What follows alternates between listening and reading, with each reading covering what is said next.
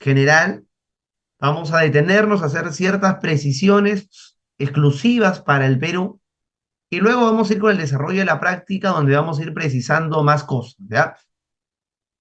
Entonces iniciamos compartiendo pantalla. Voy a abrir acá la diapositiva y vamos a iniciar ya compartiendo pantalla, ¿ya? Muy bien. A ver. Compartir con sonido. Muy bien, muchachos. Listo. ¿Ya? Muy bien. Ahora vamos a iniciar.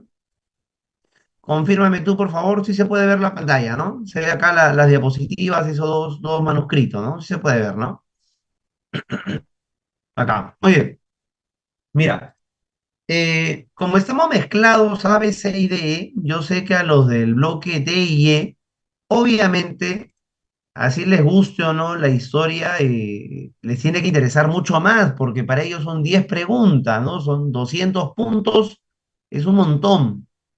Y a veces el bloque A, B, C dice, bueno, pues historia me viene 5 preguntas, para el bloque C y A, y para el bloque B viene 4 preguntas, nada más, como que es poquito y a veces prefieren dejarlo de lado.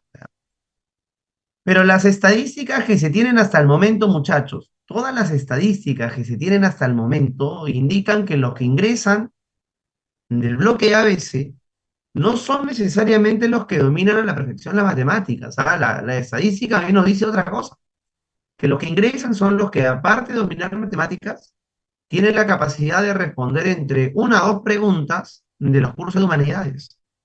Y ese es el distintivo, pues lo que hace particular a un estudiante del bloque ABC.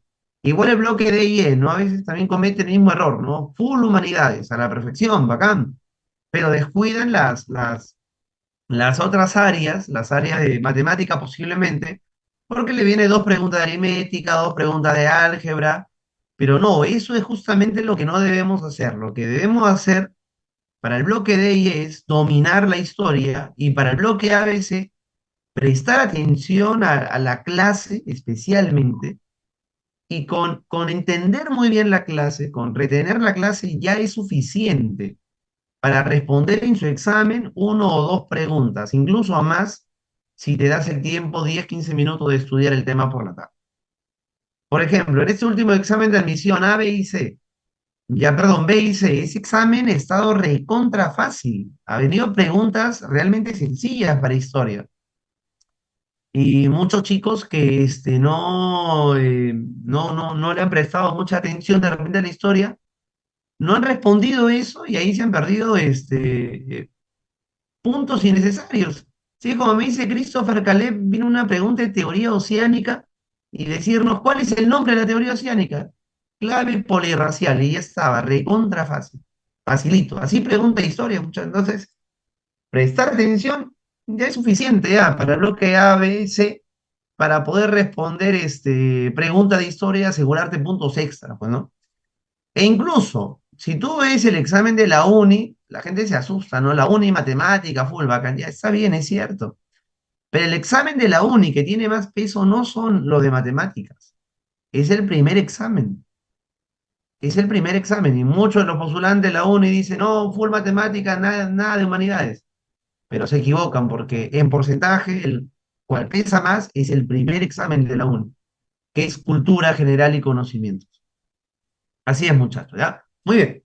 Entonces, ya hecha esta introducción, vamos a iniciar con la historia, con historia, con curso de historia, y vamos a hacer algunas precisiones básicas generales y después vamos a ir a la práctica ahí a romper esas preguntas de historia del Perú que han puesto interesantes preguntas en realidad, ¿ya? Muy bien, a ver.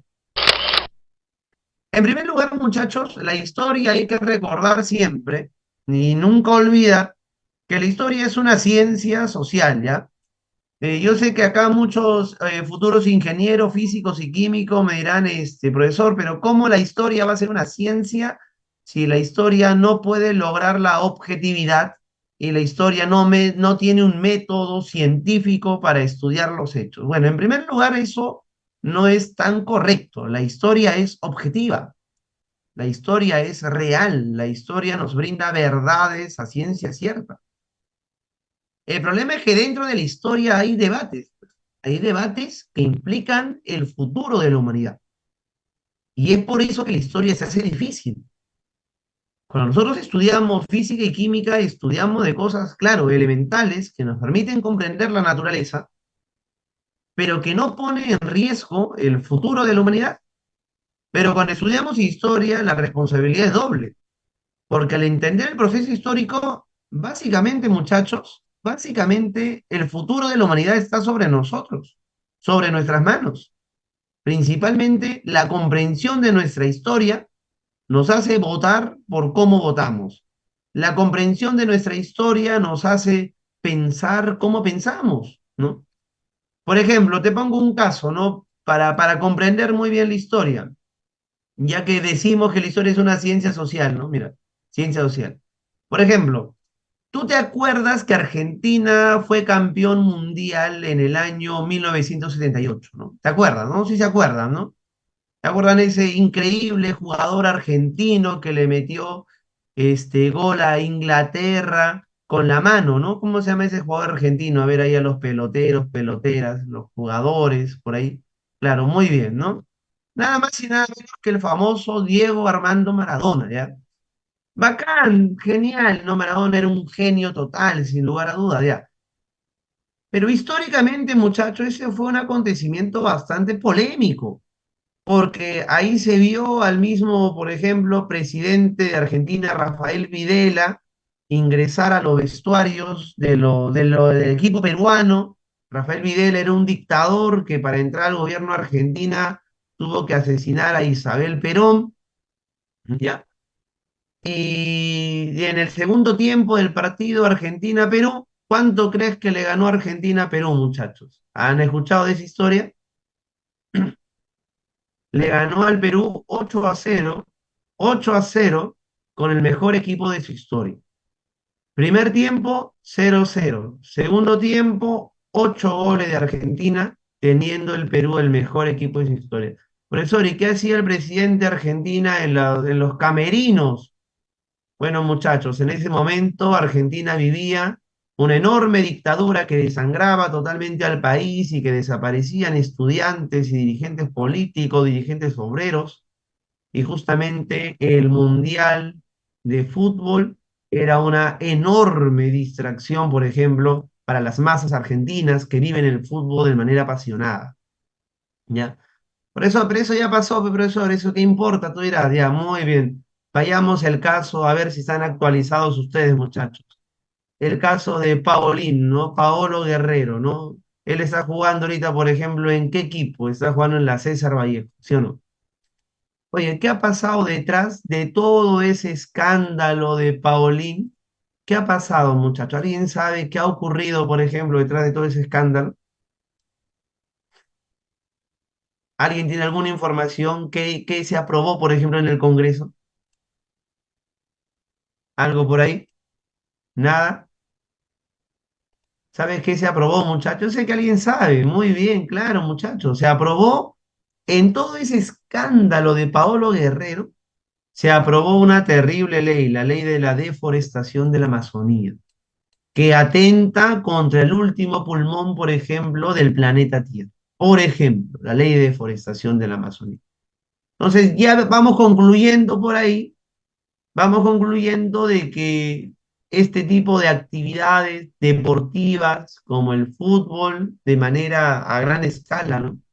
Sirven también como grandes distractores para las masas, ¿no? Por ejemplo, si tú has llevado en tu ciclo anual el tema Imperio Romano, vas a ver que los romanos tenían una frase para calmar al pueblo y evitar rebeliones. ¿Cuál era esa frase que tenían los romanos para calmar al pueblo y evitar rebeliones? ¿Alguien se acuerda? La frase es la siguiente, le escribo acá ya. Pan y circo para el pueblo. Esa era la frase, ¿ya? O sea, dale al pueblo pan para que coma y dale distracción para que se distraiga y jamás el pueblo se va a rebelar. Es una constante histórica que se ha venido dando. Muy bien. Entonces, la ciencia histórica es una ciencia que estudia, no vayas a pensar, muchachos, el pasado, y ahorita vamos a precisar eso. La historia entonces es una ciencia, ¿no? Logra verdades, claro, logra objetividad, claro que sí.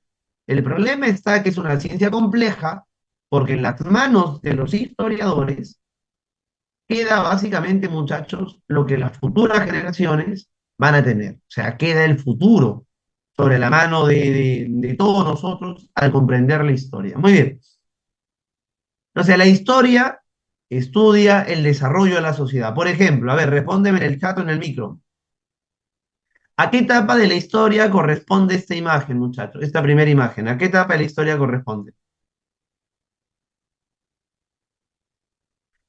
A ver, la hominización, ya, la hominización es un proceso de evolución, ¿no? El paleolítico, ya muy bien, pero tiene otro nombre que aglomera el paleolítico, el mesolítico y el neolítico. Ah, ya, todos dieron en el clavo, todos han dado exactamente en el clavo, pero déjenme decirles que el término prehistoria es un término que ya no se usa mucho, en realidad es un término ya dejado un poquito atrás, y hoy más bien se usa otro término que tú conoces en realidad, que tú conoces, que es lo mismo de prehistoria, pero es otro término, el cual usa San Marcos. Muy bien, excelente, es el término de la comunidad primitiva. San Marcos ya no habla tanto de la prehistoria, aunque en sus boletines lo ponen, ¿no? Pero ya no habla tanto de la prehistoria. Ahorita vamos a ver cuál es el problema con la prehistoria en realidad, ¿ya?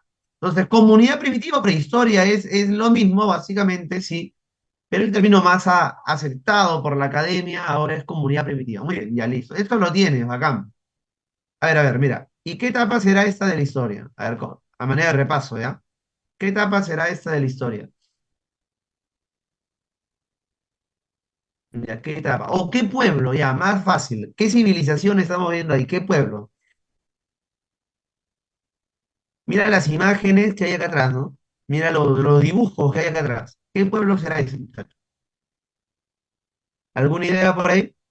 Claro, muy bien, es Egipto. Excelente. La civilización egipcia. Acá. Pero los egipcios, por ejemplo, construían grandes pirámides, ¿sí o no? Mastabas, hipogeos. Ah, genial, bacán.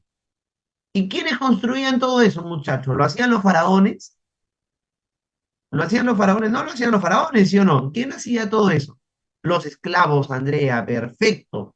Por lo tanto, acá estamos en el periodo del esclavismo, que el esclavismo corresponde con la edad antigua. Por ejemplo, ¿no? Este es el esclavismo que corresponde y coincide con la edad antigua, ¿ya? Este es el periodo del esclavismo. ¿Te acordarás cómo se llama ese personaje bíblico que liberó a los esclavos del imperio faraónico? Personaje bíblico que abrió las aguas del Mar Rojo. Ya, así es. El famoso Moisés, ¿no? Bacán, muy bien, muchachos. Ya. Y ahora acá estamos viendo el despegue de un cohete de los Estados Unidos. Pregunta, ¿a qué periodo de la historia corresponde eso, muchachos? Este es un lanzamiento de un cohete en Estados Unidos. ¿Qué periodo de la historia corresponde eso?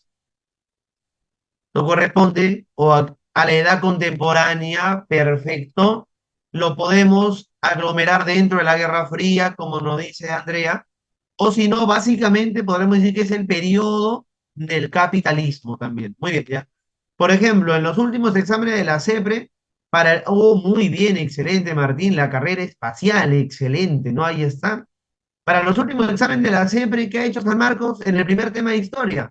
Te ha puesto imágenes y te ha permitido que relaciones con los periodos de la historia. Ya, este, por ejemplo, una de las preguntas. Ya, mira, dos.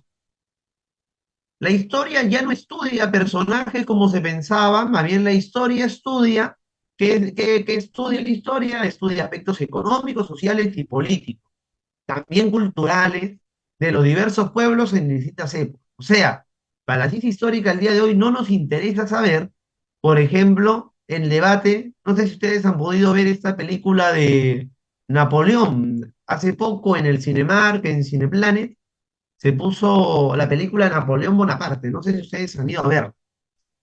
Yo fui a verla, una película que medianamente larga en el cine, 2 horas y media, la película completa dura 4 horas y media. 4 horas y media dura esa película, es sumamente larga, es una película hecha por los ingleses. Y tú sabes que Napoleón Bonaparte, ¿qué hizo con Inglaterra? ¿Se acuerdan o no, muchachos? A ver, repaso de Revolución Francesa, ciclo semestral, a ver. ¿Qué hizo Napoleón con Inglaterra? A ver, aparte de hacerle la guerra, algo peor que la guerra le hizo, algo peor. ¿Te acuerdas? Ya, te doy otra pista. Te doy otra pista. Después de eso que le hizo a Inglaterra, Napoleón invadió España. A ver, le hizo, así es, Ángel, perfecto, le hizo un bloqueo comercial a Inglaterra que Portugal rompió y Napoleón fue a atacarlos, a invadirlos. Muy bien. Entonces los ingleses como que en realidad no quieren mucho a Napoleón Bonaparte y curiosamente esa película lo hicieron los ingleses. Y los ingleses decían, por ejemplo, que en realidad Napoleón no era francés. No sé si tu profesor de Historia Universal te habrá comentado esto, pero tú sabes que Napoleón Bonaparte en realidad no era francés. ¿De qué país crees que era Napoleón Bonaparte? Claro, así es, Laura, muy bien. Napoleón Bonaparte era italiano. Él de hecho no es Napoleón Bonaparte, sino es Bonaparte, Bonaparte. Sí, es su apellido en realidad. Ya su apellido voy a escribirlo, ya en realidad debería ser Buonaparte. Así debería ser su apellido, Napoleón Bonaparte, ¿ya? Él es italiano, pero él afrancesó su apellido y le puso Bonaparte, ¿no? Bonaparte, ¿ya? Muy bien. Bueno, entonces eso básicamente no nos interesa a la historia, porque la historia no estudia personajes, la historia estudia elementos cruciales, es decir, estudia, voy a ponerlo por acá, no está en la diapositiva, por ejemplo, estudia hechos históricos. Y los hechos históricos es todo lo que ha marcado un antes y un después, ya eso tengámoslo claro. Los hechos históricos es todo lo que ha marcado un antes y después. Por ejemplo, un debate que se da en el Perú es dónde nació Atahualpa. ¿No? Por ejemplo, no nos interesa, no nos importa saber dónde nace Atahualpa, no nos importa saber cuándo fue el cumpleaños de Atahualpa, no nos importa saber si los incas eran altos o chatos, por ejemplo, no nos importa saber qué hicieron política, económica, social y culturalmente hablando. Nos importan los hechos históricos, que es todo lo que ha marcado un antes y después en la historia, ¿no? Muy bien. Ahora, ya recordando un poquito más, veamos cuál es la importancia en sí de la historia. La historia será importante, desde luego que sí.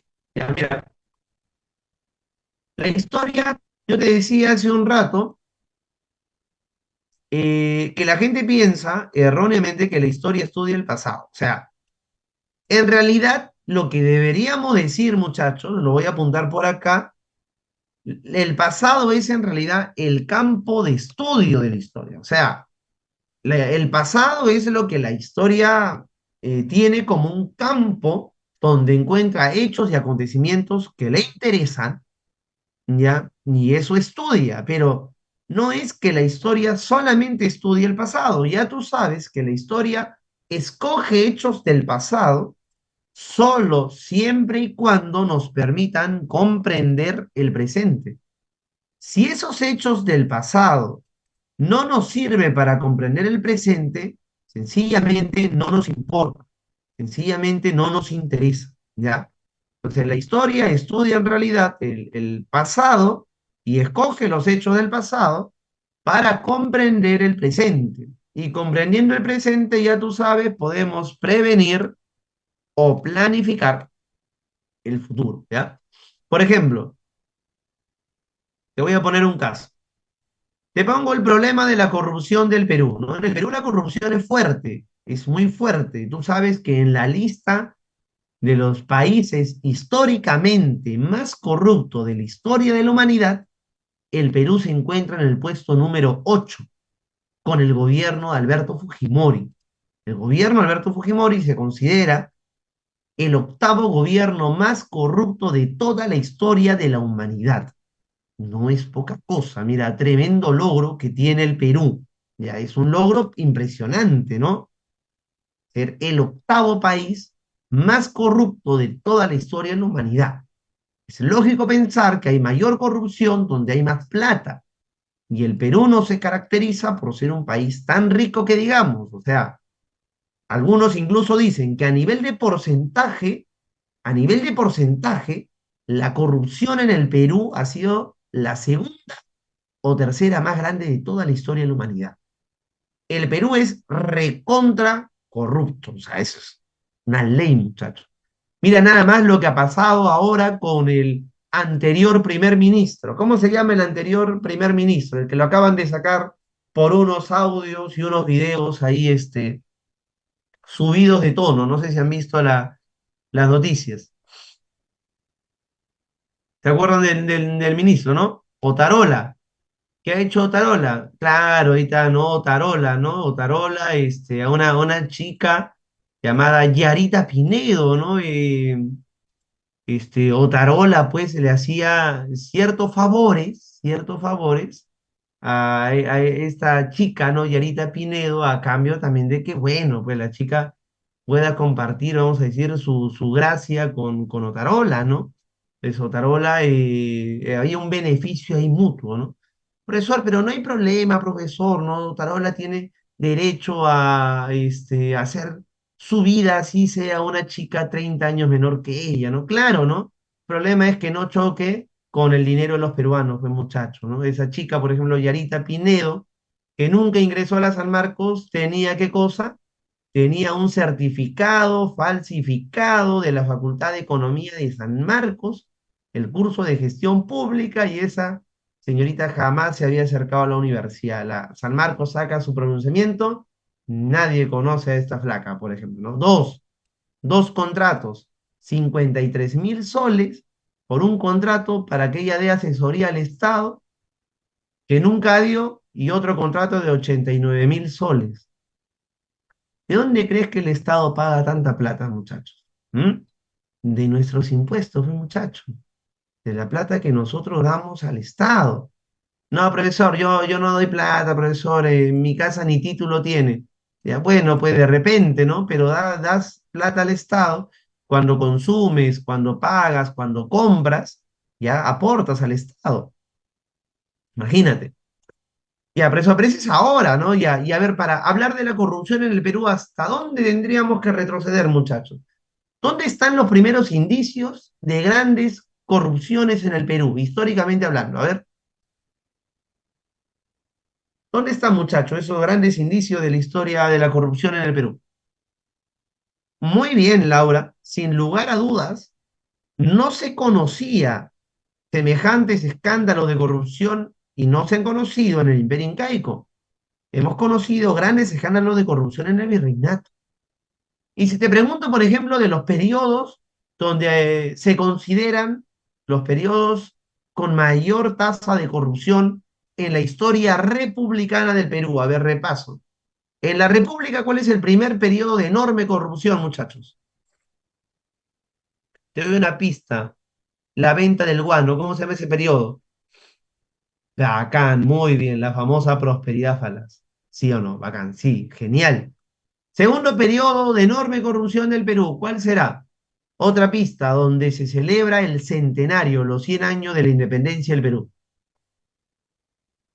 ¿Con qué gobernante? Así es, muy bien, el oncenio, Augusto Bernardino Leguía. Tú sabes que este señor Leguía incluso murió en la cárcel por corrupto. Ya.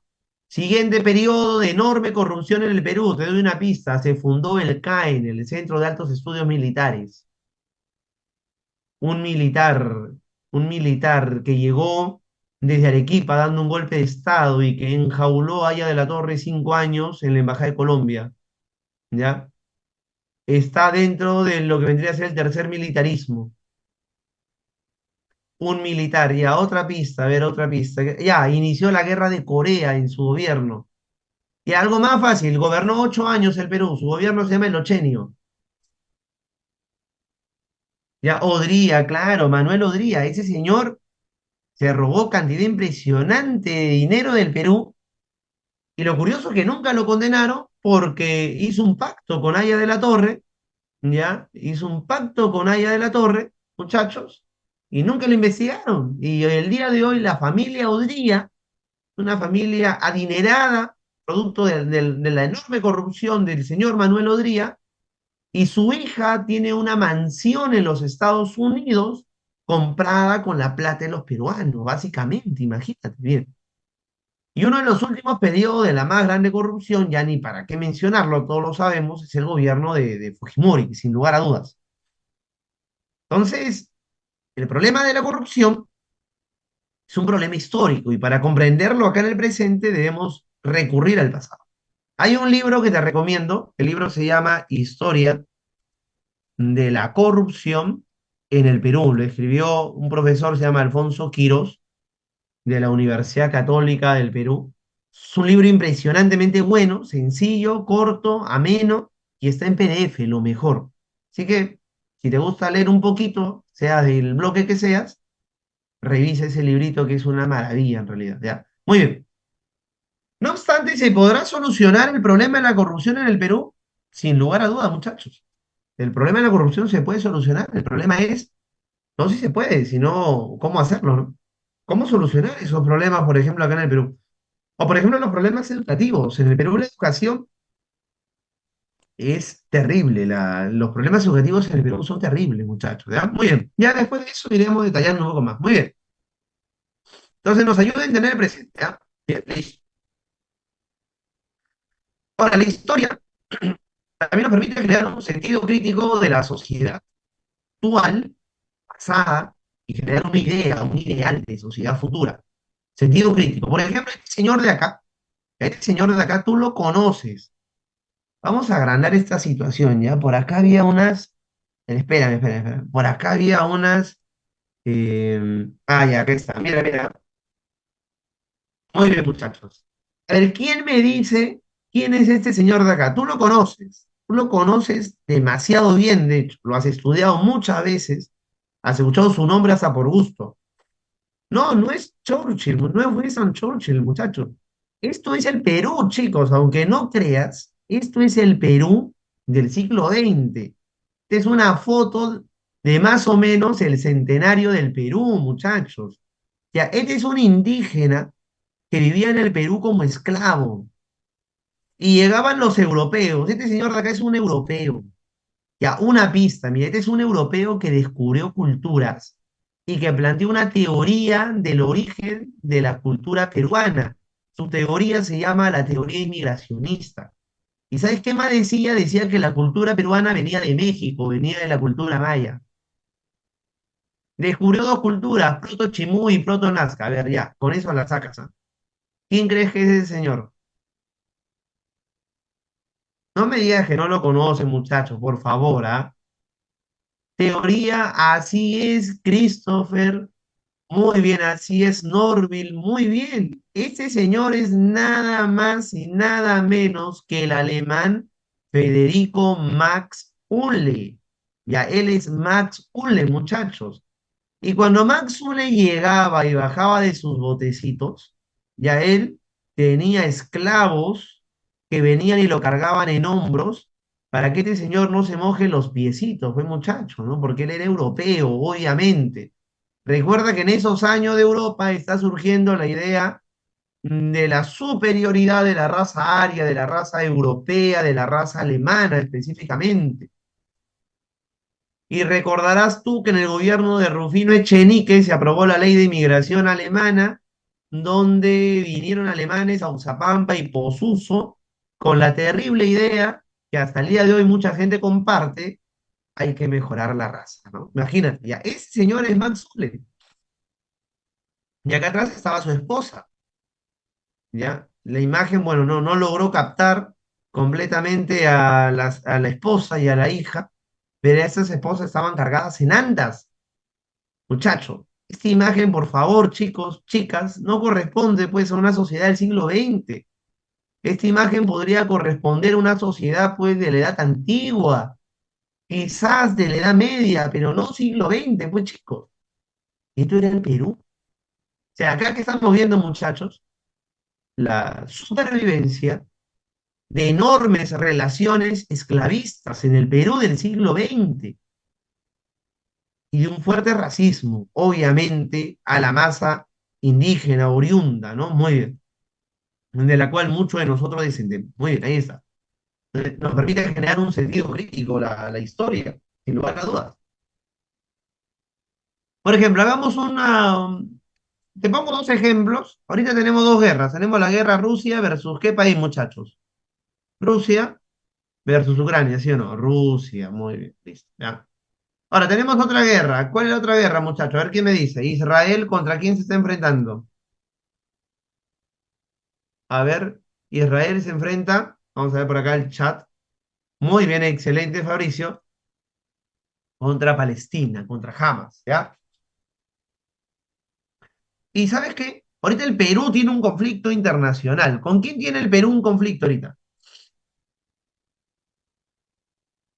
¿Contra qué país crees que el Perú tiene un conflicto? Contra nada más y nada menos, muchachos, que contra nuestro enemigo histórico. ¿Quién es nuestro enemigo histórico?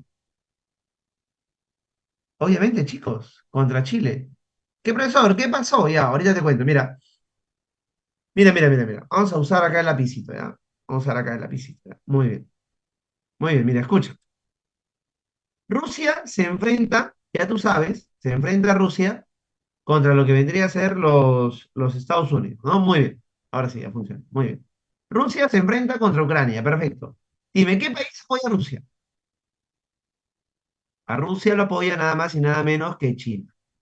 ¿Qué país apoya a Ucrania? Ah, obviamente lo apoyan los Estados Unidos. Muy bien. Dime, muchachos, ¿por qué se enfrenta, vamos a poner acá, muy bien, ¿por qué se enfrenta Rusia y Ucrania? ¿Qué es lo que quieren esos dos países? ¿Qué es lo que quieren? Quieren territorio. Y en ese territorio de Rusia y Ucrania, ¿qué hay, muchachos? ¿Qué hay en ese territorio? Tres recursos: gas, petróleo y ¿qué más? Cobre. Ah, interesante. Muy bien. Y China y Estados Unidos están detrás, ¿por qué crees? Porque ellos quieren esos recursos, ¿ves, muchachos? Ya, muy bien, listo. Dos.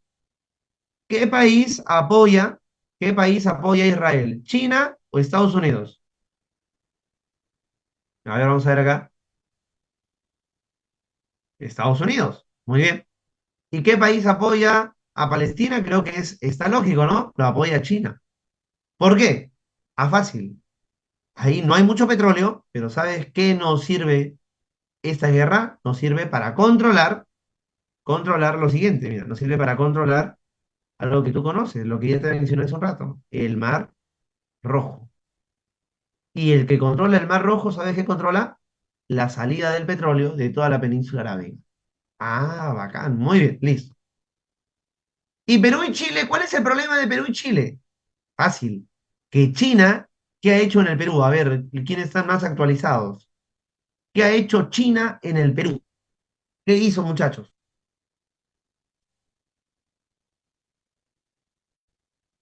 Construyó, así es, muy bien. Construyó el megapuerto de Chancay, que permite viajar del Perú, partir del megapuerto de Chancay, y llegaríamos a la ciudad de Shanghái, ahí en China. Mira, desde Chancay hasta Shanghái. Profesor, ¿y eso qué importa, profesor? Que el Perú se va a convertir en los años en el centro comercial de China en Sudamérica y posiblemente en toda América. Lo quiere decir que los capitales chinos se meten con todo a Sudamérica y desplaza al capital norteamericano. Ah, bacán. Y a Perizzo Estados Unidos no le conviene, ¿sí o no? Entonces usa a Chile. Chile ahí es su peón para justamente atacar y evitar, por ejemplo, ese control geopolítico de China acá. ¿Ya? Muy bien, muchachos. Entonces ahí tenemos, por ejemplo, un análisis un poco más crítico de lo que ocurre, ¿no? En la actualidad en el Perú, ¿ya? ¿Sabían este detalle, muchachos, este conflicto que tenemos actualmente con Chile? Hace poco el presidente Boric sacó un pronunciamiento al respecto, ¿ya? La idea de cobrarle fuertes impuestos al capital chino, por ejemplo. ¿Ya? Muy bien. Dos, una fuente de identidad. La historia del Perú es realmente impresionante. Tú sabes, a ver, repaso, cuál es la ciudadela más antigua, el estado más antiguo de toda América, ¿cómo se llama? La famosa ciudad, ¿cuál es, muchachos? La ciudad de Caral. ¿Y quién descubrió Caral? Una mujer. ¿Quién descubrió Caral? Una mujer, una profesora de San Marcos. La famosa Ruth Shadi. Muy bien, Ruth Shadi. Ya de repente, para los que no conocen ahí en el chat, Ruth Shadi, Caral. Impresionante. Al día de hoy se discute que posiblemente parece que hubo una ciudadela 1000 años más antigua que Caral, acá en el Perú, y tú sabes que Caral ya es la tercera civilización más antigua. Si encontramos una civilización 1000 años más antigua, posiblemente sea contemporánea a Mesopotamia o más antigua que Mesopotamia. Eso implicaría afirmar que es posible que el Perú haya sido el primer centro de civilización en toda la historia de la humanidad. Imagínate, no es poca cosa. Imperio incaico, el Tahuantinsuyo. Tú sabes, ya has llevado el tema, que el Tahuantinsuyo ha sido, uno, el imperio más poderoso de América, y dos, posiblemente el imperio más poderoso del mundo en algún momento de la historia. Eso no es debatible. El imperio incaico era sumamente poderoso. Tú sabes que el famoso Tupac Inca Yupanqui, él hacía viajes a Oceanía, ojo, hacía viajes intercontinentales y saqueaba a los pueblos de ahí, de Oceanía, y regresaba con esclavos. O sea, los incas hacían viajes intercontinentales antes que los españoles. Imagínate la situación. Eso no es poca cosa. No, profesor, pero los españoles nos ganaron, me profe, y nos ganaron fácilmente. Muchachos, ¿quién les ha dicho que España nos ganó fácilmente? A ver, ¿quién me dice cuántos años duró la guerra entre incas y españoles? A ver, ¿cuántos años crees que duró esa guerra? A ver, ¿alguna idea? Una idea objetiva, ¿no? ¿Cuántos años crees que duró la guerra entre incas y españoles? Máximo 5 años, me dicen por acá. A ver, ¿los demás qué opinan, muchachos? Quiero saber, a ver, ¿cuántos años creen que duró la guerra? Por acá me dicen máximo 5 años. Martín me dice 10 años, ¿ya? Frío. Sebastián me dice menos de 6 años. Déjenme decirle, muchachos, que la guerra entre incas y españoles duró 40 años. No duró 1 año, no duró 2 años, no duró 10 años, duró 40 años, siendo una de las guerras más largas de la historia de la humanidad. 40 años duró esa guerra. Entonces, ¿cómo podemos decir que los españoles nos ganaron fácilmente a los incas? Es falso. Y si los españoles ganaron, fueron porque traían armas con las cuales no se podía combatir. Las enfermedades, por ejemplo. Traían virus, bacterias, traían animales infectados con una serie de enfermedades que contagiaban no solo a los seres humanos, sino a los animales que habían acá. Se extinguieron una serie de animales cuando llegaron los españoles, por ejemplo. Y también por el colaboracionismo de las etnias enemigas. Aún así, los incas resistieron 40 años. ¿Ya? Por eso llega Pizarro en 1532 y Túpac Amaru primero muere en 1572. 40 años después, recién se acaba esa guerra. No es una guerra bastante larga, no es una guerra sencilla. Ya, dejemos el Incario, vayamos al virreinato. ¿Cuál era el centro del poder virreinal en América? Era el Perú. El virreinato más fuerte y más poderoso era el Perú, sin lugar a dudas. El Perú entonces siempre ha estado a la vanguardia de la historia. Bueno, menos ahora, ¿no? Ahora el Perú como que, bueno, es un país relegado, echado para atrás, es un país tirado a menos, ¿no? Somos solamente potencia gastronómica al día de hoy, ¿no, muchachos? Somos los mejores haciendo arroz, ¿no? Los mejores haciendo, friendo pescado, ¿no? Nada más, ¿no?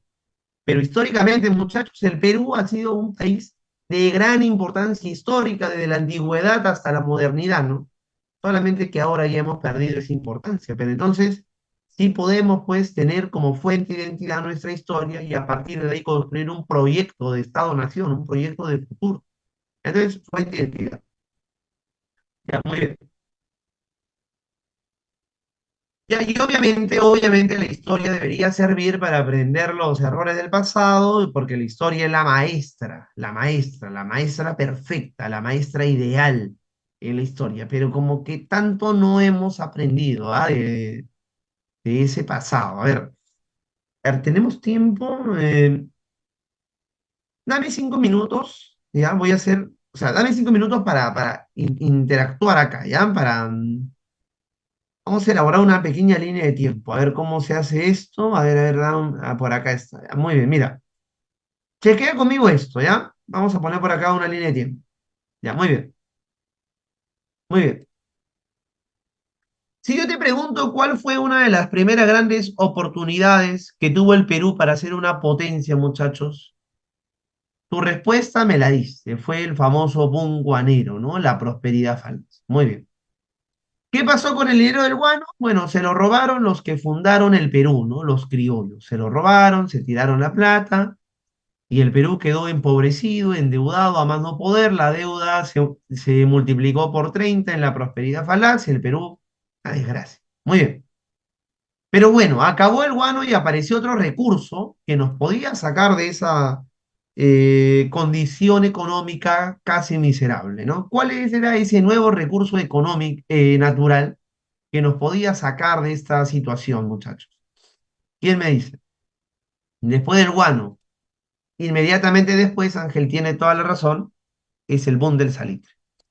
Pasa que el salitre era mejor que el guano, entonces el guano ya no se vende, ahora se vende salitre, ¿ya? Y el salitre se podía transformar en pólvora, y estamos en plena paz armada y todo el mundo quiere pólvora, entonces, boom del salitre. Salitre había en Perú y había en Bolivia. Pero perdimos la guerra con Chile. Bueno, mejor dicho, Chile no nos gana la guerra, ¿no, muchachos? Ya creo que tú ya conoces esa historia, así que recordar esto un poco de más. Chile no nos gana la guerra, Chile nos humilla, ¿no? Chile estuvo a punto de desaparecer Lima, de incendiar todo Lima, y si Chile no lo hizo, no fue porque se arrepintió porque lo detuvimos, sino fue porque llegó Petit Wars, que era un coronel francés que prohibió a Chile que haga eso, porque si no Francia se metía a la guerra, ¿no?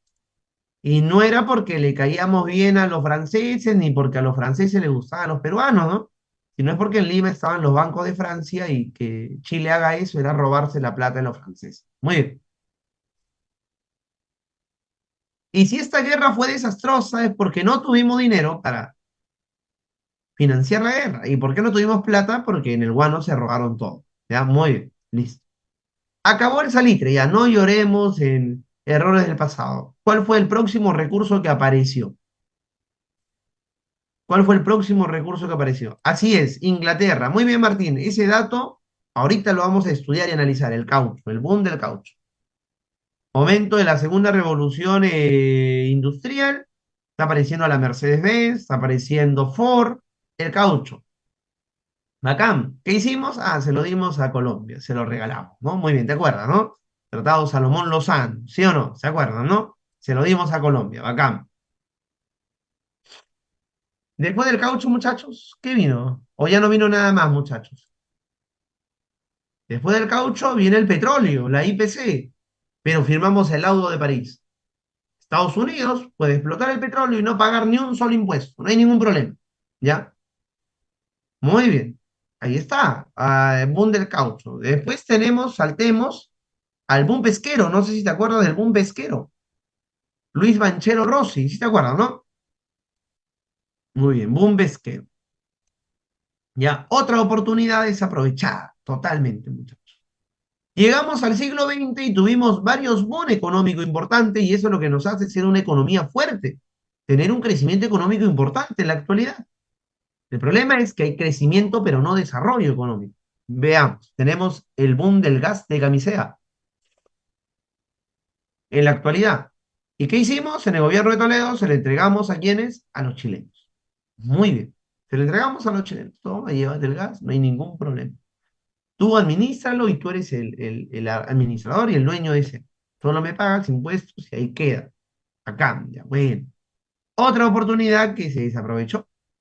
Y al día de hoy tenemos un nuevo posible boom. A ver, ¿quién me dice cuál es el nuevo posible boom de un nuevo recurso que es probable que reemplace al petróleo? ¿Cómo se llama ese nuevo recurso? Que nuevamente está en Perú y Bolivia. Está en Arequipa, está en Puno. Así es, muy bien. Se llama el litio. ¿Ya? Ah, ya, el litio. Claro, ya te acuerdas, ¿no? Ya creo que entendiste mi punto. El punto es que China no vino a poner acá su puertito porque le caemos bien, pues muchachos. Es para controlar, ¿qué crees? Para controlar la salida de los recursos, específicamente de este, del litio, ¿ya? Y Estados Unidos no se opone, no porque no le caigan los chinos, sino porque también quieren controlar el litio. Porque, ¿no te acuerdas? Guerra en Ucrania, guerra en Israel, todo es el petróleo ya no se vende, hay problemas con el petróleo, hay que buscar un recurso que reemplace el petróleo, el litio. Ahí está, muchachos. Muy bien. O sea, posiblemente ahorita estamos viendo a quién regalar el litio, ¿no? O a China o a Estados Unidos, ¿no? Muy bien, muchachos. Si tú me has entendido hasta acá el punto, te pregunto, ¿por qué el Perú lo que ha hecho en toda su historia es sencillamente vender recursos? ¿Por qué el Perú lo único que ha hecho en toda su historia es vender recursos naturales y desaprovechar las grandes oportunidades económicas que hemos tenido? Andrea, muy bien. Andrea tiene toda la razón, muchachos. Andrea ha dado ahí en el punto. Andrea Valverde, excelente, así es. El Perú no aprovecha su recurso por una sencilla razón, porque no tenemos industria. Entonces, el problema principal no es la corrupción necesariamente. El problema principal es que somos un país atrasado. Y somos un país atrasado porque no tenemos industria. ¿Y qué es lo que hace a China y Estados Unidos poderosos, muchachos? ¿Por qué son países poderosos China y Estados Unidos?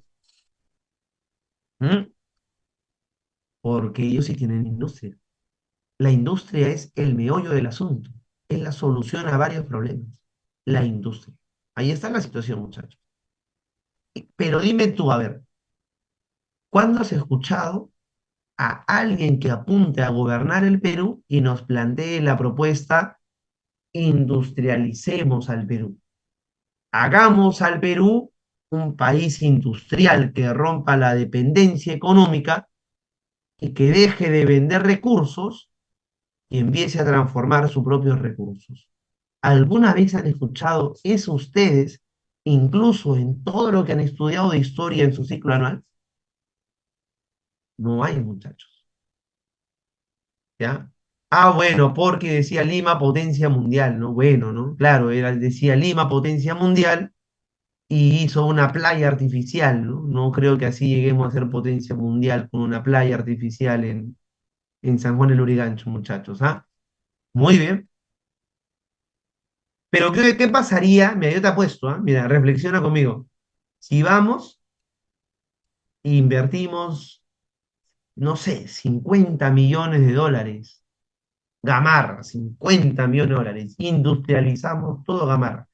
Te apuesto yo, te apuesto a que Gamarra se convierte en el centro textil de toda Sudamérica y competimos contra las grandes industrias de ropa y dejaríamos de comprar esa ropa de mala calidad, H&M y tanta cosa, ropa de muy mala calidad que viene ni siquiera de sus países de origen, sino de los países también del tercer mundo, como la India, como Vietnam, como Indochina, como Kazajistán, donde ahí producen esos recursos. ¿Ah? Ahí estamos. Entonces, no es que nosotros, nosotros no es que no hayamos aprendido, nosotros entendemos. El problema es que nosotros no gobernamos, nosotros no decidimos el futuro del país. Sí podríamos hacerlo, evidentemente, ¿ya? Podríamos hacerlo, pero ahí ya la cuestión se complica un poco más, ¿no? Ahí está, entonces la historia es la maestra, la mejor maestra de vida, y todos, absolutamente todos la necesitamos. Ahora, ya, hasta acá espero que me hayas comprendido muy bien, y vamos a ir a un siguiente punto, vamos a ir a un siguiente punto que es un punto medianamente nuevo. No sé si lo revisaba en el anual, pero es un punto que es un poco nuevo, que recién San Marco lo añadió hace 2 años, que es esta división. Se complica un poco, confunde un poco. Vamos a tratar de hacer un resumen, ¿ya? Ya, muy bien. Ah, bueno, Andrea tiene una precisión acá importante, ¿no? Los civilistas en general querían de cierta manera impulsar el capitalismo acá en el Perú, ¿no? Como en primer lugar Manuel Pardo y Lavalle. Después, en el segundo civilismo, la República Aristocrática, quisieron desarrollar el capitalismo en el Perú. Y después con la convivencia, primero con la primavera democrática y en la convivencia, impulsaron también de cierta manera la industria, pero era un impulso industrial no autónomo, sino era un impulso industrial más bien dependiente todavía al mercado internacional, en este caso a los Estados Unidos, ¿no? Entonces, como que por ahí se limitaba un poco el asunto. ¿Ya? Muy bien, entonces vayamos ya a este punto del historiador francés Fernand Braudel o Ferdinand de Braudal. Su nombre correcto sería Ferdinand de Braudal. Y vamos a estudiar lo siguiente. Mira, yo te he dicho ya en la primera parte de la clase que la historia estudia hechos históricos. Eso está claro, hechos históricos. Ya, muy bien. La historia estudia hechos históricos y es todo lo que estudia y se genera un antes y un después, ¿ya? Ahora, esos hechos históricos se pueden dividir de tres maneras. Hay tres tipos de hechos. Hay hechos que son acontecimientos, hay hechos que son coyunturas y son estructuras. ¿Ya? Eso vamos a aplicarlo ahora al Perú. Ya, un acontecimiento dura horas o dura días. Por ejemplo, este acontecimiento de acá. ¿Qué acontecimiento es este, muchachos?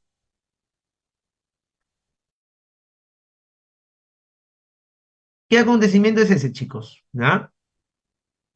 Por las flores nada más, ¿no? Por las flores nos damos cuenta, ¿no? ¿Qué flor es esa? Claro, esa es la masacre de la Cantuta. Muy bien. Decenio de Alberto Fujimori.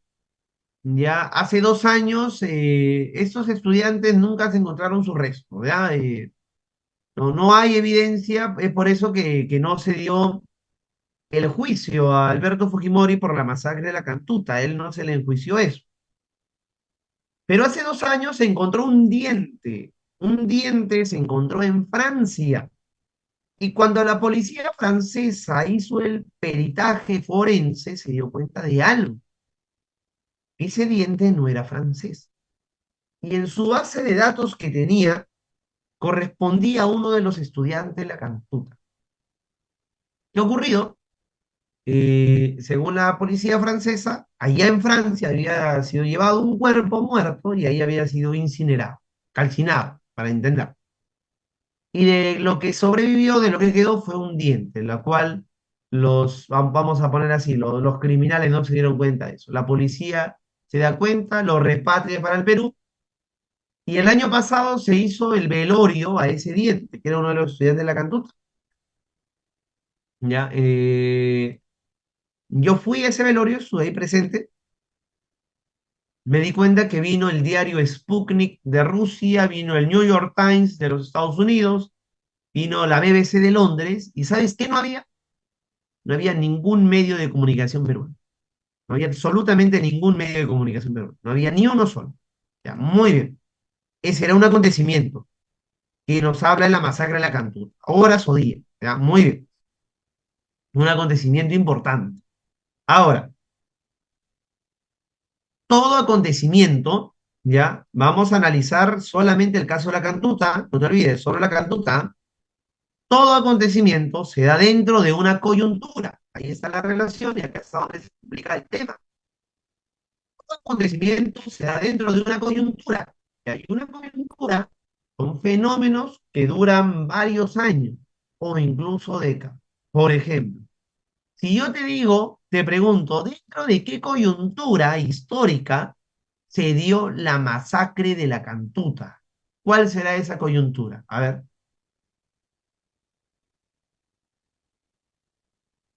ya, si yo te pregunto, repito, la masacre de la Cantuta, ¿dentro de qué coyuntura histórica se dio? A ver, ¿quién tendrá la respuesta correcta? A ver, pensemos un rato. Muy bien, perfecto, Laura y Andrea, así es. La masacre de la Cantuta se da muy bien, Martín, dentro del gobierno de Fujimori. Si yo te digo, por ejemplo, a ver, la batalla de Junín y la batalla de Ayacucho, ya, muy bien. ¿Dentro de qué coyuntura se ha dado? ¿Dentro de qué coyuntura se dio? La batalla de Junín y Ayacucho. ¿Cuál será la respuesta, por ejemplo? Dentro del proceso, muy bien, dentro del proceso de la independencia del Perú. Acá, genial. Si yo te pregunto, mira lo siguiente, lo que te voy a preguntar, ¿ah? Así que atención. Mira, yo te digo, ya está. Mira, mira, te voy a poner elecciones del año 2021, donde salió escogido Pedro Castillo. ¿Dentro de qué coyuntura se dio, muchachos? 2021. Muy bien, dentro de la pandemia por el COVID-19. Dentro de la pandemia por el COVID-19. A ver, acá hay una pregunta, dice. Los acontecimientos se ven desde el momento en que sucede el hecho. Claro, así es, ¿no? El acontecimiento dura días o incluso horas, ¿ya? Puede ser, ¿no? Muy bien. Ahora, una más para cerrar ya esta idea, porque vamos a ir con estructura y ahí nos vamos a complicar un poco más la vida. A ver, mira. A ver, ya sé. El viernes negro y el jueves negro, el Black Friday creo que se pronuncia. Yo no sé inglés, muchachos, yo no sé nada de inglés. Creo que se dice Black Friday, no Friday, ¿ya? ¿Dentro de qué coyuntura se dio el Black Friday? Friday o Friday, ya como sea, ya tú sabes, ¿no? El viernes negro, en todo caso. ¿Dentro de qué coyuntura se dio el viernes negro? ¿Ya? No, se dio dentro. 1929, recuerda, 1929, en el mundo, ya fue un acontecimiento en el 1929, ¿ya?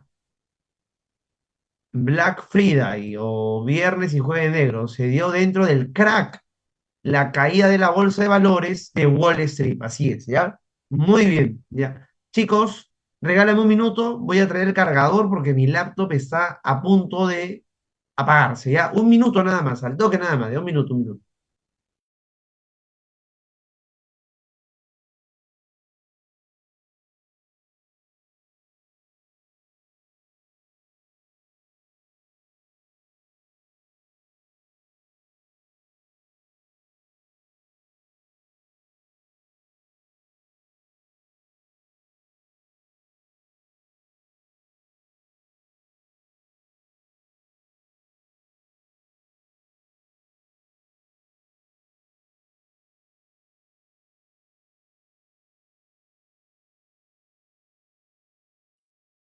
Ya, muy bien. Listo, ya volvimos, ahí estamos. Muy bien, listo. Sí, fue el crack, ¿ya? Ahora veamos con las estructuras sociales. Y sigamos con el ejemplo del Black Friday, ¿ya? O el Viernes Negro y el crack de 29. Bien. Solo han existido en la historia cuatro estructuras sociales. La comunidad primitiva, lo que vendría a ser el esclavismo, el feudalismo y el capitalismo. Solo hay cuatro. Entonces, si todo acontecimiento se da dentro de una coyuntura, toda coyuntura tiene que darse dentro de una estructura histórica. ¿Ok? Entonces, si yo te digo, crack de 1929 fue una coyuntura, ¿dentro de qué estructura histórica se ha dado? A ver, ¿cuál sería la respuesta? Muy bien, así es. Sin lugar a dudas, fue dentro del capitalismo. Y si yo te digo, por ejemplo, la peste negra, es una coyuntura. ¿Dentro de qué estructura histórica se dio la peste negra? ¿Dentro del feudalismo o dentro de la Edad Media? Está ahí, muy bien. Ahora, acá te voy a agarrar con mi pregunta, así que atento, ¿ah? Así que atento, atento, atento. Mira, ¿cómo cambian las estructuras sociales? Si los acontecimientos cambian, las coyunturas cambian, las estructuras también. ¿Cómo acaba y cómo inicia una estructura social? Una estructura histórica. Es una pregunta ya un poco más difícil, ¿ya? ¿Cómo inicia y cómo acaba una estructura histórica? ¿Alguien tiene alguna idea por ahí? Mm, si cambiamos una estructura, tendría que cambiar todo. Y para que cambie todo, como me dice Martín, tiene que haber eventos importantes. Allá, uy, Andrea se está acercando con nuevas ideas, sí, que van a generar acontecimientos importantes. A ver, ¿Cómo se llama un conjunto de ideas nuevas? Un conjunto de ideas nuevas, ¿cómo se llama? Ideologías. Con ideologías. Ya, pero eso no es todo. Mira, vayamos al siglo XVIII. ¿Quién se acuerda cómo se denomina el siglo XVIII? Se le llama el siglo de las luces. En el siglo XVIII aparece una nueva ideología denominada, ¿cómo se llama la nueva ideología del siglo XVIII? La ilustración, ¿sí o no? Bacán, muy bien, la ilustración. Genial. Ya, y dime, ¿la ilustración qué generó, muchachos? ¿Te acuerdas o no? ¿Qué generó la ilustración? Ya, pero ¿qué ha generado esa ilustración? ¿Qué me dice? Acontecimientos importantes. Ya, nueva manera de pensar, sí, pero la ilustración generó primero la independencia de las 13 colonias. Muy bien. Ah, y como me dice Laura, también generó la Revolución Francesa y también generó la independencia del Perú y también la unificación alemana e italiana y generó una serie de eventos importantes en el siglo XVIII y XIX. O sea, la nueva ideología denominada Ilustración generó básicamente revolución. Y no le tengamos miedo al término, porque en historia vamos a hablar de revoluciones. Y una revolución es el cambio de una estructura por otra estructura histórica. Sigamos con el análisis de lo que vendría a ser, de lo que vendría a ser, muchacho, la Revolución Francesa. Dime, ¿la Revolución Francesa a qué estructura histórica le puso fin?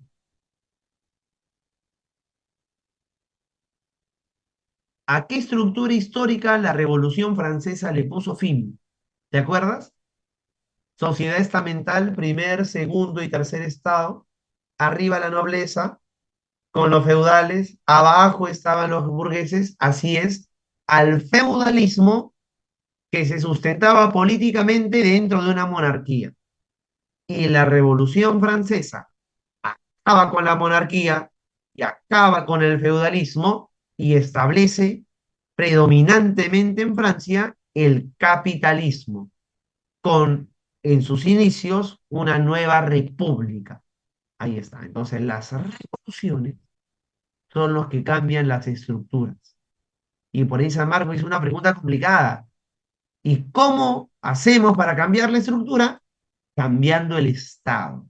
No el gobierno, sino el Estado. Ya, muy bien.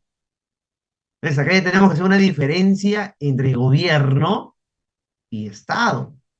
¿Y cuál es la diferencia entre gobierno y Estado? Por ejemplo, Pedro Castillo, ¿qué es? ¿Gobierno o Estado, muchachos? ¿Qué será Pedro Castillo? Será solamente el gobierno y nada más. ¿Y qué es el Estado? Es todo lo que está detrás y que parece que no va a cambiar, pero que sí puede cambiar el Estado, sin lugar a dudas. Ya, parece que sí puede cambiar. Por ejemplo, hagamos una analogía. Supongamos que el circo es el Estado. ¿Quiénes serían entonces el gobierno en esa analogía, ¿no? Si el circo es el Estado, ¿quiénes serían los gobiernos? Obviamente los gobiernos serían los artistas, ¿no? Los payasos, ¿no? Serían los gobiernos. Si cambiamos un payasito por otro payasito, ¿estaremos cambiando el Estado? Claro que no.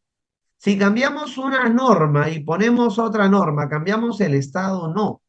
Para cambiar el Estado, tenemos que también cambiar la estructura. Y ese es un problema mayor. Ese sería temas de grandes masas sociales, revoluciones, como la independencia del Perú, como la Revolución Francesa o la independencia de Colombia. Muy bien, listo. Ahora, ya, acá ya vamos a acabar con este punto, culminamos para hacer algo más complejo ahorita, va a ser resolver el material y ver ahí una serie de cosas que nos va a ayudar a analizar mejor la historia del Perú. Para reconstruir la historia, el historiador, para la redundancia, usa fuentes, ¿no? Eso ya está. La fuente es todo lo que nos da información. Ya ustedes saben esto, muchachos, ya conocen cuáles son las fuentes escritas, también llamadas documentales. Es todo lo que está escrito, así de sencillo, no hay más sobre ello. Pero acá hay algo que sí te quiero advertir, que el historiador usa la fuente escrita, como principal medio de trabajo. O sea, el historiador para hacer historia lo que más busca son fuentes escritas, cartas, documentos, tratados, capitulaciones, etcétera. Pero acá hay un problema. Y principalmente el problema es con la historia del Perú. ¿Sabes por qué? Yo te dije hace un rato que el término prehistoria está equivocado. Por un motivo, que ahorita lo vamos a discutir. Mira, el problema es que si el historiador le da más importancia a las fuentes escritas, los incas ni las culturas antiguas escribían. Entonces, los incas no tendrían historia. Sería un problema, ¿no? ¿Qué han hecho los historiadores para reconstruir la historia del Perú, la historia de los incas? ¿Qué hicieron, por ejemplo, para reconstruir la historia de los incas? Como predominan la escritura, empezaron a estudiar qué cosa? Las crónicas que dejaron quiénes. ¿Quiénes dejaron las crónicas, muchachos? ¿Quiénes dejaron esas crónicas? ¿Se acuerdas? Los españoles, los cronistas españoles, como me dice Martín. Entonces, no estudiamos a los incas de manera fiel, sino más bien de lo que creían los españoles sobre los incas. Y es por eso que la historia de los incas es tan confusa y está plagada de una serie de errores. Por ejemplo, pensar que Mama Ocllo y Manco Cápac que eran hermanos, eso pues era una confusión que solo los españoles podían afirmar, porque eso ocurría allá en Europa. Ya entre la misma familia se casaba la gente de la nobleza para mantener el poder, pero eso no ocurría acá. Entonces, esto que ha generado el historiador este es un problema. ¿Por qué? Porque esto ha generado una tergiversación en la historia antigua del Perú, principalmente los incas. Entonces, para reconstruir la historia de los incas, el historiador ha usado las crónicas que han dejado los españoles, pero ellos han tergiversado la historia y han escrito a su manera la historia, de la manera que a ellos les convenía que sea escrita no para el peruano, sino para los futuros españoles, para los reyes españoles. Ahí está el tema. Ya, muy bien. En sacar el Perú, para reconstruir la historia del Perú, ha sido las fuentes escritas llamadas crónicas. Sabiendo de este problema, más o menos en el siglo XX se empezó a alertar de este problema y se empezó a buscar nuevas fuentes para reconstruir la historia del Perú. Entonces los arqueólogos aparecieron y dijeron, ¿sabes qué? No podemos confiar en lo que los españoles nos han dejado. Tenemos que buscar nuevas fuentes que nos digan realmente, sin la tergiversación moral de los españoles, cómo fue la historia del Perú. Y los arqueólogos dicen, para eso tenemos que ir a los restos materiales antiguos de las culturas que ya no existen. Por ejemplo, acá tenemos los huacos retratos. Tenemos acá monedas, por ejemplo, virreinales. Las fuentes arqueológicas nos ha permitido, por ejemplo, hablar como hablamos al día de hoy de Chavín, de Nazca, de Paracas. Por ejemplo, en Paracas hemos encontrado dos tipos de operaciones craneales. ¿Cuáles son esos dos tipos de operaciones craneales? Dos tipos de intervenciones quirúrgicas en el cráneo hemos encontrado. Uno de ellos es la trepanación, ¿sí o no? La trepanación craneana. Pero hay otra intervención quirúrgica que se hace también en el cerebro de los Paracas. ¿Alguien se acuerda? ¿Conoce? ¿Te acuerdas? Amarraban dos tablas por acá, dos tablas por acá, los bebés. Nada, muchachos, ya. Hacían las famosas deformaciones craneanas. Mira, te voy a mostrar una imagen para que te asuste, ¿ya? Muy bien, vamos a mostrar acá una imagen. Te voy a mostrar una imagen de las deformaciones de los cráneos Paracas. Ya, muy bien, mira, mira, mira. Vamos a poner acá, deformación craneana Paracas. Dame un minuto, acá voy a compartir la imagen, ¿ya? Muy bien. Paracas, de la cultura Paracas. Ya, muy bien. A ver, vamos a proyectar la imagen, tú me dices si se ve, ¿ya? Pregunta, muchachos, ¿se puede ver o no se puede ver, chicos? ¿Ya? Muy bien. Sí se ve, ¿no? Sí se puede ver, ¿no, muchachos? Ya. Mira, los paracas hacían esto. Se alargaban el cráneo más o menos 10 centímetros, algunos hasta 15. Y esto no es una práctica solamente de los paracas, ¿ah? No te vayas a sorprender. Esto lo encontramos en Europa, en la India, en Asia, encontramos en los mayas. Antes de paracas, en la Uricocha también hay esto de formación de cráneo. ¿Por qué los paracas se deformaban los cráneos? ¿Cuál era el motivo? Tú sabes, ¿cuál era el motivo? Estatus social. Así es, muy bien, era estatus.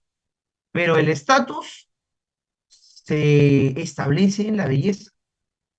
Esto era una forma de demostrarle la superioridad de la clase sacerdotal Paracas sobre el pueblo Paracas. Esto entonces era el prototipo de belleza. Porque tú sabes que históricamente quienes han establecido los prototipos de belleza son, por ejemplo, los sectores dominantes. Y acá los Paracas, este era el prototipo de belleza. O sea, en Paracas, por ejemplo, era más bello el que tenía más grande, ¿qué cosa, muchachos? Obviamente, ¿no? Era más bello el que tenía más grande el cráneo, ¿ya? Así era. Tú dirás, profesor, qué raro, se deforman los cráneos. Bueno, tampoco es algo que nos tenga que sorprender mucho, ¿no? Al día de hoy también nosotros practicamos ciertas prácticas de deformación corporal, ¿no? Con las operaciones plásticas que se hacen en el cuerpo, por ejemplo, ¿no? Entonces, este es algo muy bien que se da. Y curiosamente, ¿sabes en quiénes más se practicaba las deformaciones craneanas? Más se practicaba la deformación craneana no en hombres, sino ¿sabes en quiénes? Principalmente se daba la deformación craneana en las mujeres. Imagínate. Entonces, ahí tenemos, por ejemplo, evidencia arqueológica. La evidencia arqueológica nos permite deducir entonces cuáles eran las clases sociales que existían en estos años de civilización Paracas. Muy bien. Pero claro, la arqueología nos permitiría comprender la historia antigua. No obstante, la historia antigua también se ha plasmado en el presente a través de una serie de mitos, a través de una serie de tradiciones, de cuentos, de leyendas. Son las famosas fuentes orales, ¿no?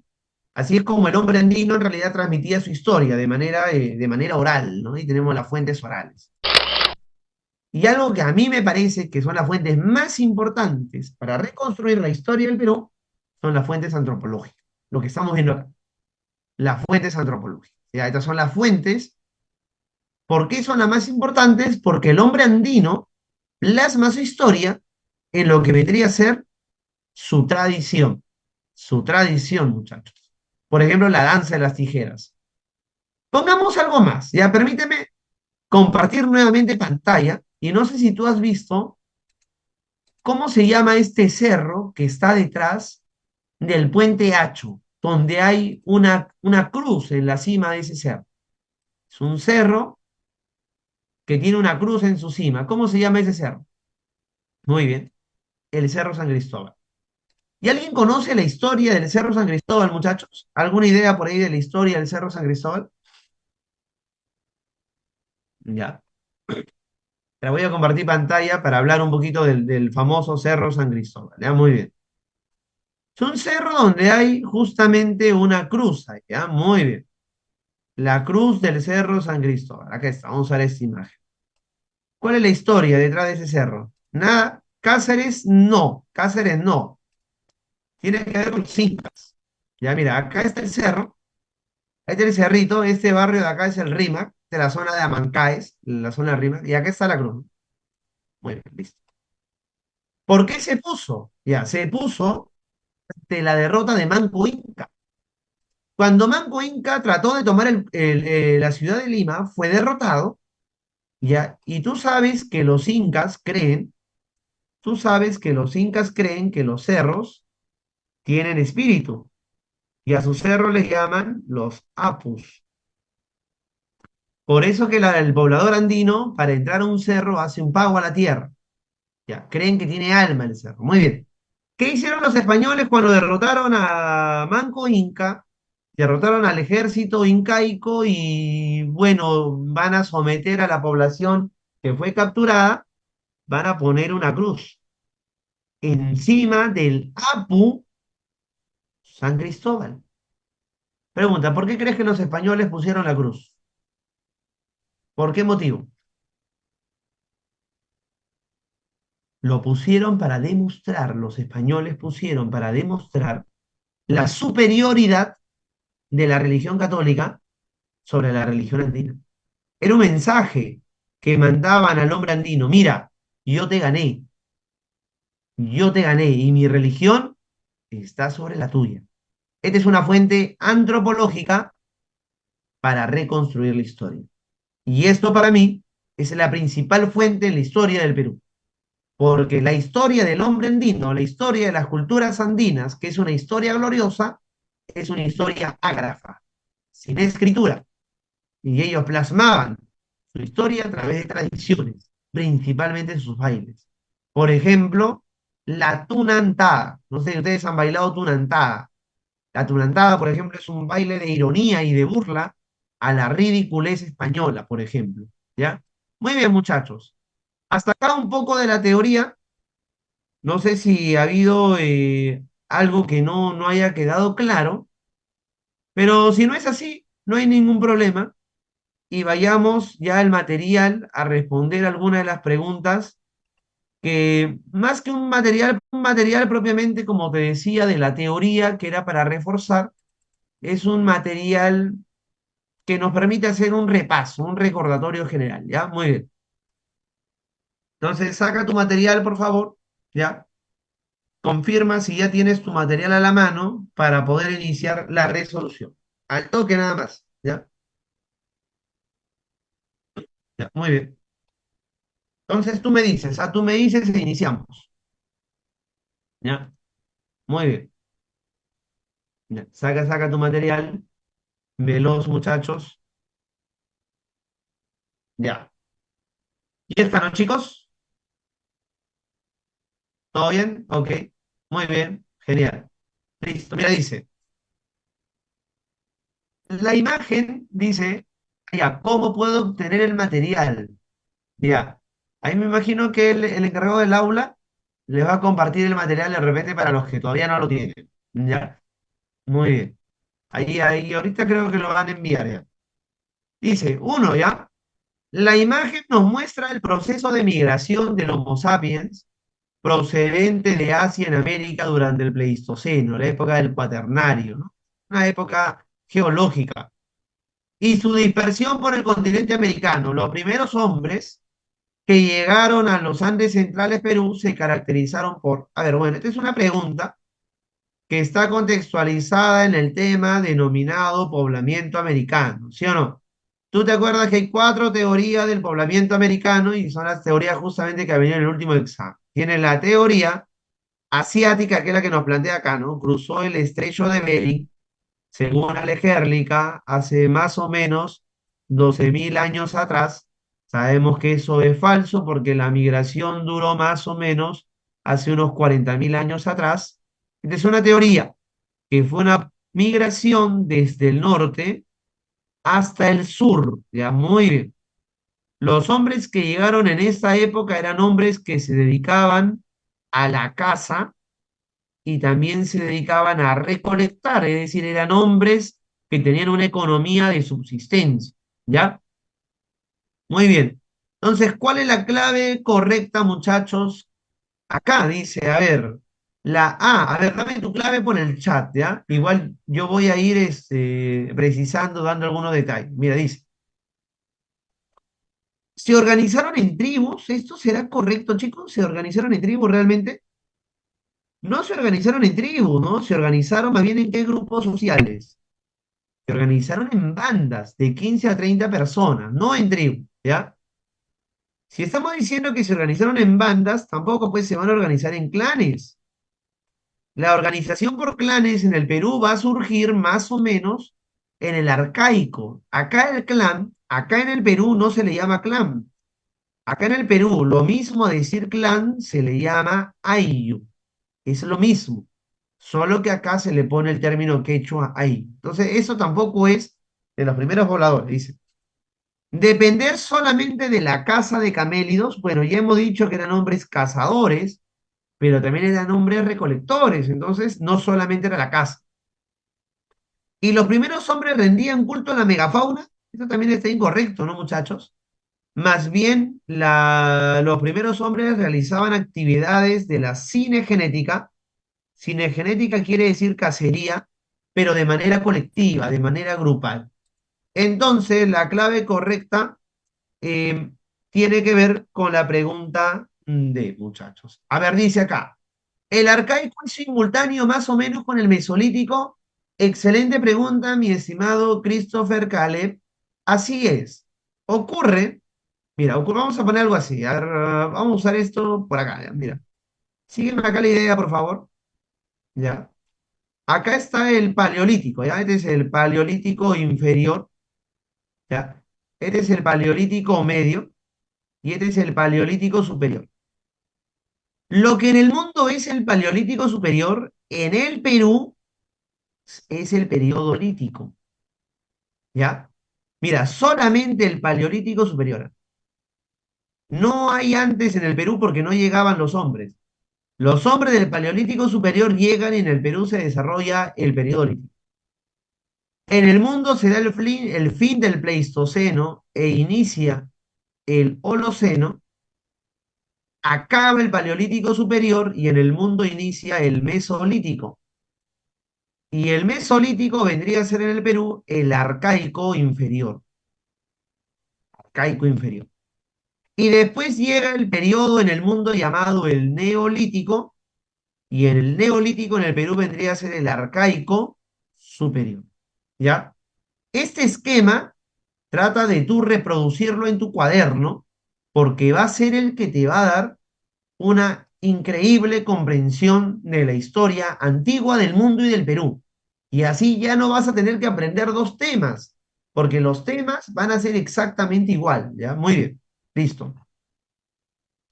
Ya, muy bien, ya está, al toque nada más. Entonces la uno es la D de dado, facilito. Dice, mira, la 2, vamos a la 2. La historia del Perú es la historia del territorio actual del Perú, que abarca desde los restos más antiguos de ocupación de los humanos hasta nuestros días. Los primeros grupos humanos llegaron hacia fines de la glaciación de Wisconsin, llamada en Europa la glaciación de Burr, como cazadores recolectores, es lo que acabamos de hablar, periodo lítico, ¿ya? Sus descendientes empezaron a desarrollar la horticultura hacia el siglo VIII y hasta el octavo milenio antes de Cristo, ¿no? Época en la que también se domesticaron camélidos sudamericanos, empezaron a aparecer las primeras aldeas. La primera evidencia de presencia humana en el Perú, ¿qué lo constituye? ¿Ya? ¿Cuál será la clave entonces, chicos, de la pregunta número 2?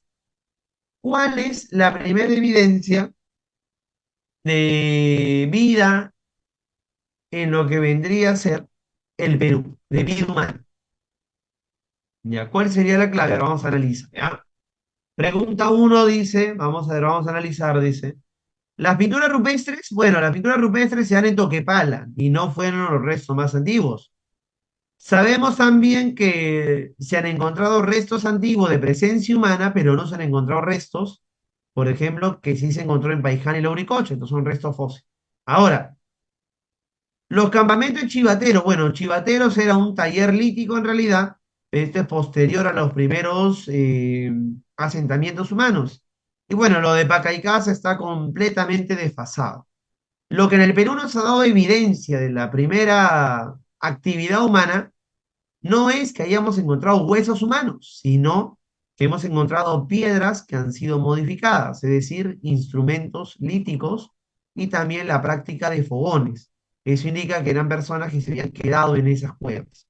Entonces, la clave de la dos, muchachos, tendría que ser necesariamente la C de casa, ¿ok? Muy bien. Vamos a resolver, muchachos, hasta donde nos pueda dar el tiempo también, porque, bueno, tenemos una hora y media nada más, es un tiempo bastante corto. ¿Ya? Listo. Vamos a tomar 3 minutos más.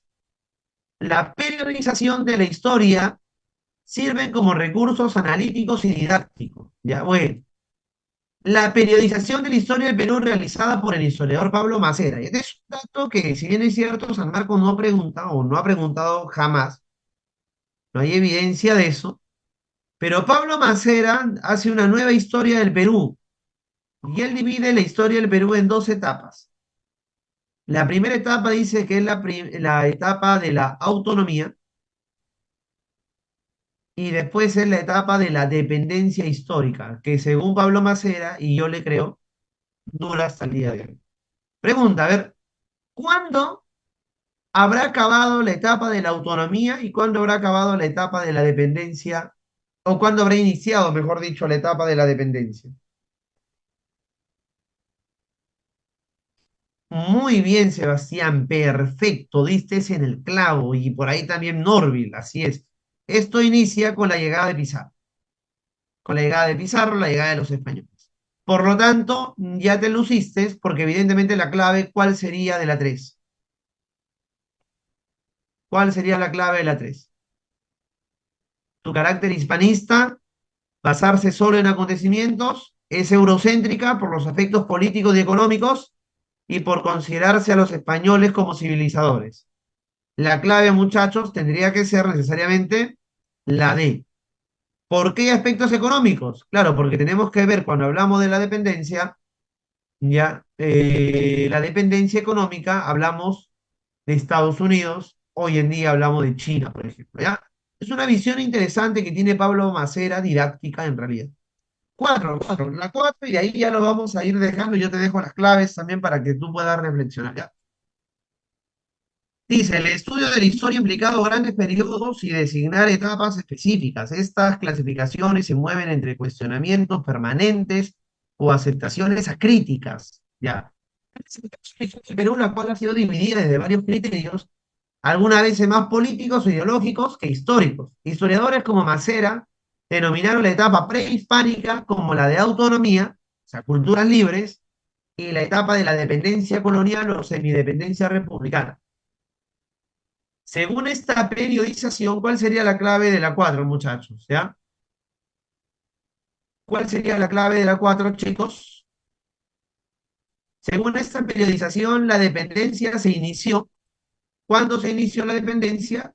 Así es, muchachos. La respuesta es lógica con la invasión de los españoles, la C de casa. Ahí está. Muy bien. Entonces la clave acá es la C de casa, con la invasión de los españoles. Así de sencillo, muchachos. ¿Ya? Muy bien. Listo. Por fines de tiempo, muchachos, y porque hay otra clase, creo, que tienen ustedes también, que tengan puesto otra clase, te voy a dejar por acá las claves para que tú puedas ir marcando, resolviendo en tu casa. Recuerda que lo mejor que tienes que hacer tú para prepararte es responder preguntas, ¿ya? Te voy a responder. A ver, la 5 es la C. A ver, no escriba, yo voy a mandar las claves, 5C. La 6 sería la C también. La 7 tendría que ser la D de dedo. La 8 tendría que ser la E de enano. La 9 tendría que ser la C de casa. La 10 tendría que ser, vamos a ver, A. Facilito, la D. La 11 el escudo, lo estudia la heráldica, es una disciplina. Y la 12 que es la última que nos preguntan. Ah, ya, sobre las bandas. Ya, muy bien. La 11, la 12, perdón, tendría que ser también la CDX. ¿Ya? Muy bien, muchachos. Entonces, hasta acá lo vamos a ir dejando. Espero que, bueno, se haya podido entender un poco de la teoría de la historia aplicada un poco a lo que vendría a ser la historia del Perú, ¿ya? Bueno, ya nos vemos en... Allá, espérense, ¿qué dice acá? Allá, ustedes los que tienen la clase de historia universal también.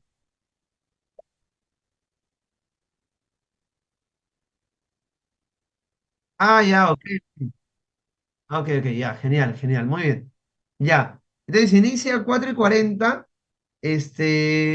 Me salgo unos minutos, muchachos, para ir a tomar un poco de agua y regreso al toque, ¿ya? Igual, muchachos, muchísimas gracias. Igual a lo del bloque, D y E. Ya nos veremos en otra oportunidad. Ya nos quedamos con el ABC. Perfecto, muy bien. Listo, chicos, gracias.